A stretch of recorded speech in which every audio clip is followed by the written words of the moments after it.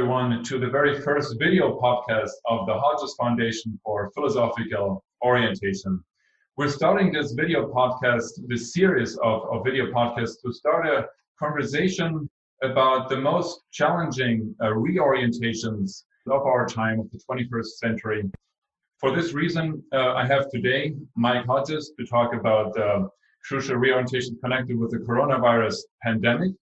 And it could be that this coronavirus pandemic might be one of the major turning points in history in the 21st century. So Mike Hodges is not only a very successful entrepreneur, businessman, and investor involved in multiple companies, but he's also a family man and the name giver and the founder of the Hodges Foundation for Philosophical Orientation. Welcome, Mike. How are you? Great to see you, Reinhard. Although digitally, it's that era where everything is done digitally, unfortunately, but it's good to see you. Good to see you too. It's great. I'm very excited about this conversation today, and I'm excited to get started. So the question is, if this pandemic is going to be one of these major turning points in history, like we had seen four such after World War I, after World War II, after the Cold War in the 1990s, there were major tectonic shifts happening in the world.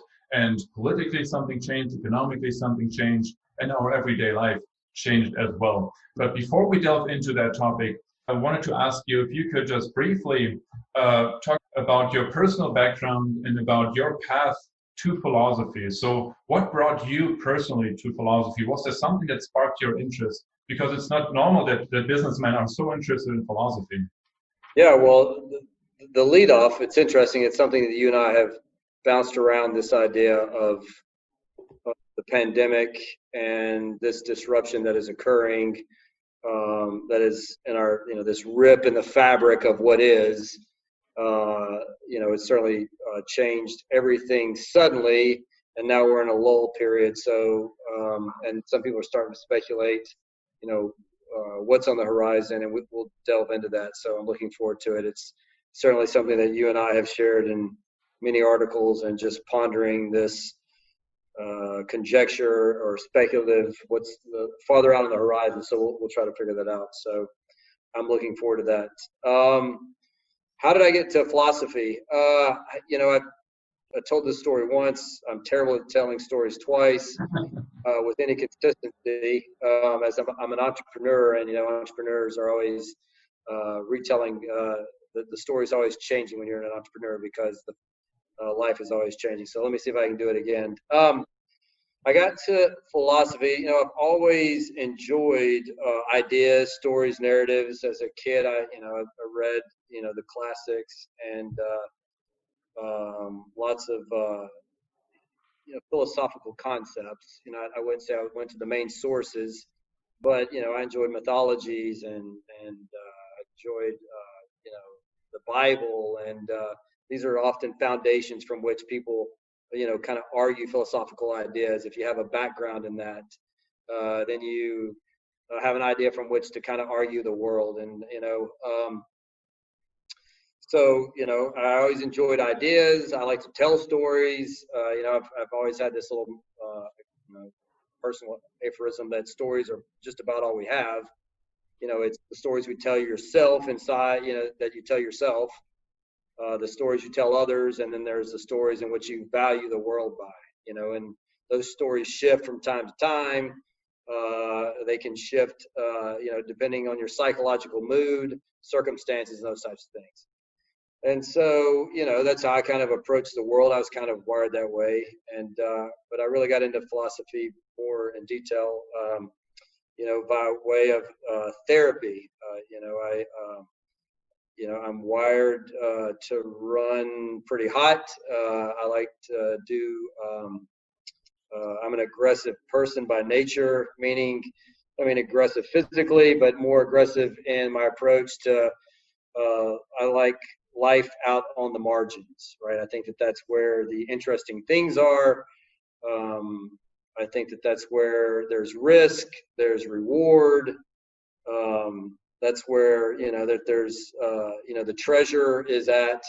And whether that's physically, economically, philosophically, spiritually, emotionally, the kind of things have been picked over in the middle. And so, I'm 48 years old. Gosh, 5, 6, 7, 8 years ago now.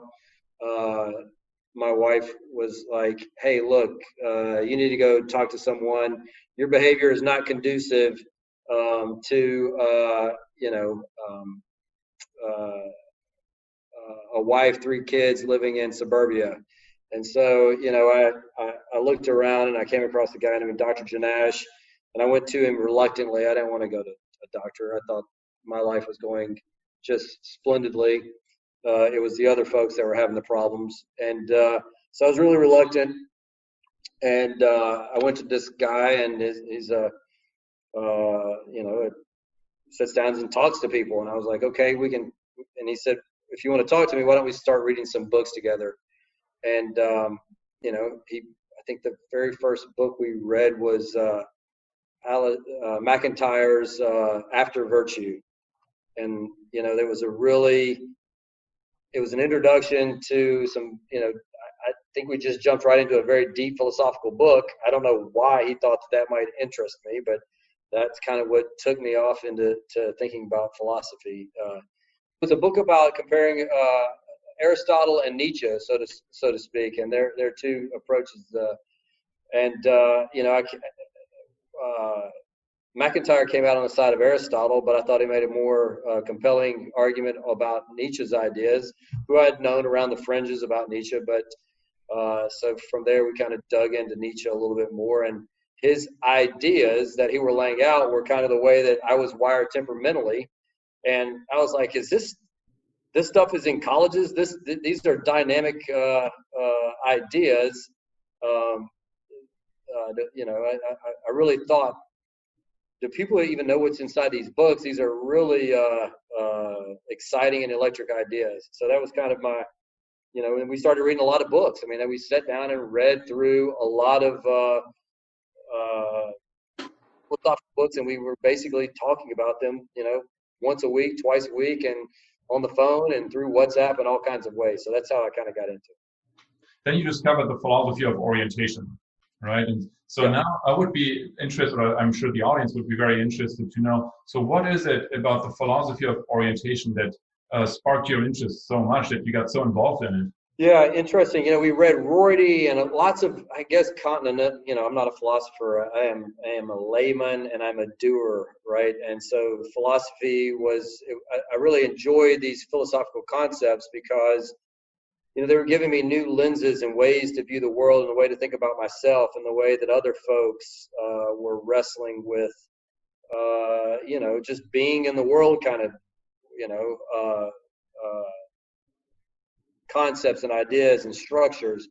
And so, as a guy who, I didn't graduate college, and I didn't take, I wasn't a philosophy major. These were all new and exciting concepts to me. And so, I was looking for other folks that might share in these ideas. And, my wife and I drug her over to Vanderbilt, which is over here, and we sat in on a couple of classes on Nietzsche. I told this, I was looking for this Ubermensch kind of person, that Nietzsche was talking about, Overman. I was like, surely if folks are studying about this guy, there's got to be something that's kind of interesting to those folks, the concept of becoming what one is, and, ever becoming. And so, that wasn't really what I found. It was more folks that were debating,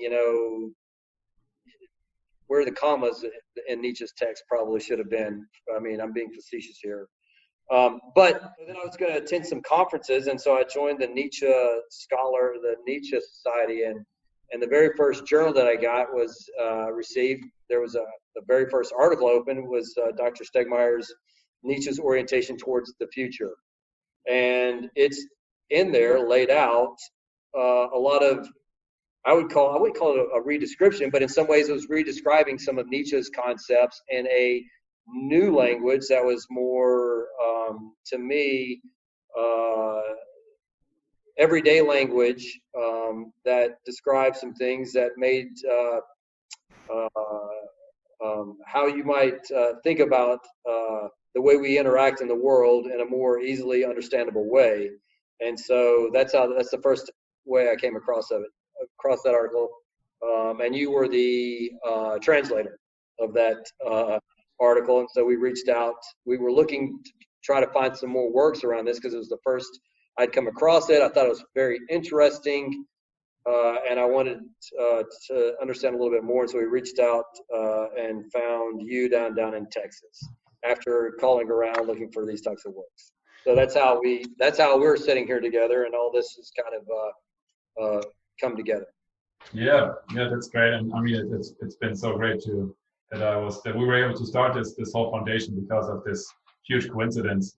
And now what I think is also would be really interesting to hear from you is what precisely about this philosophy, right? So what does this philosophy offer what like Nietzsche doesn't offer, or what other philosophies? So what was it that you were like, wow, this is really something?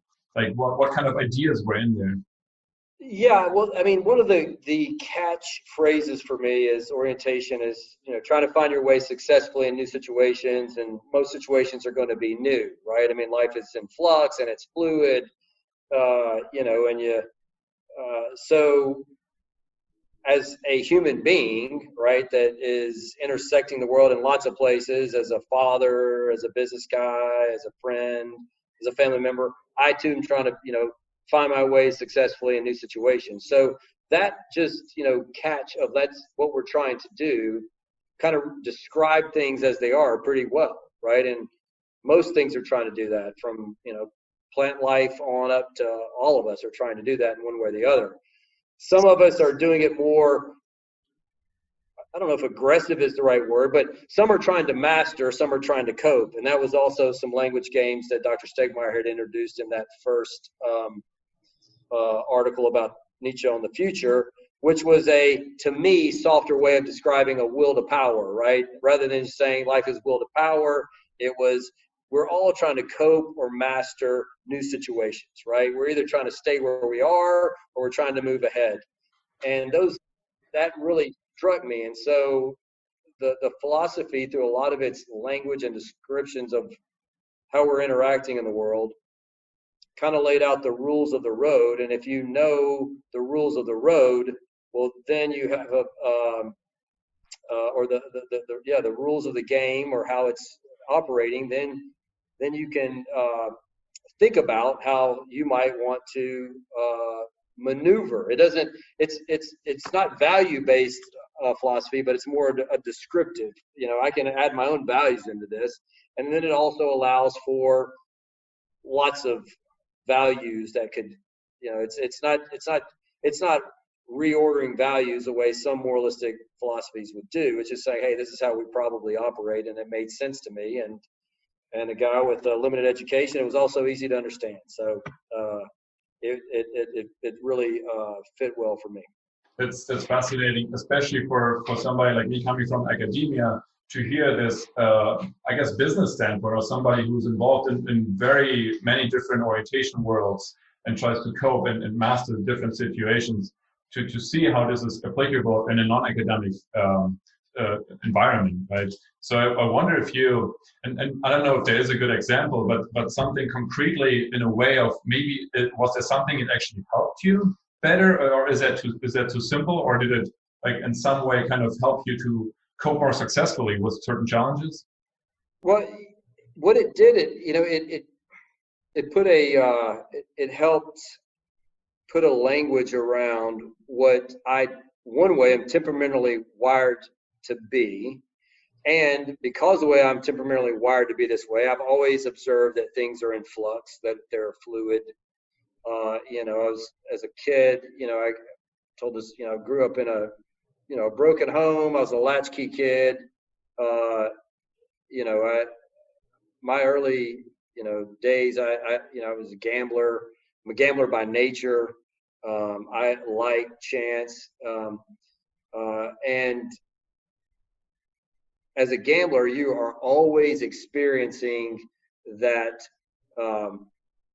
the turn of the card, or, in high transactions, or if you're a trader or a stock, that things are constantly changing, right? That every situation is new. And and that that if you can think of it in that way, you don't get so attached to any one movement in any change or any reorientation. It's just the way things are, right? And I think it was a tool, right? A way to view the way things are that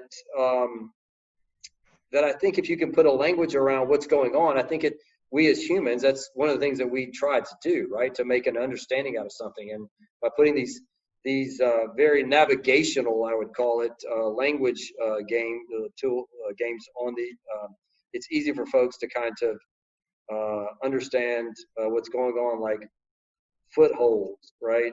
And everyone understands that you have a foothold, you know where you are. That could change when you're disoriented, right? You feel that you, like, if a tragedy has hit you, you don't know where you are. You're lost in, this kind of disoriented, you've lost a foothold, you're looking to grab onto something, and you're going to feel disoriented until you can, have new routines to then get those footholds. So it was, it has been helpful, and it has helped me to organize the way that I see my life, and I think most people's lives are organized. So that's how it's been helpful.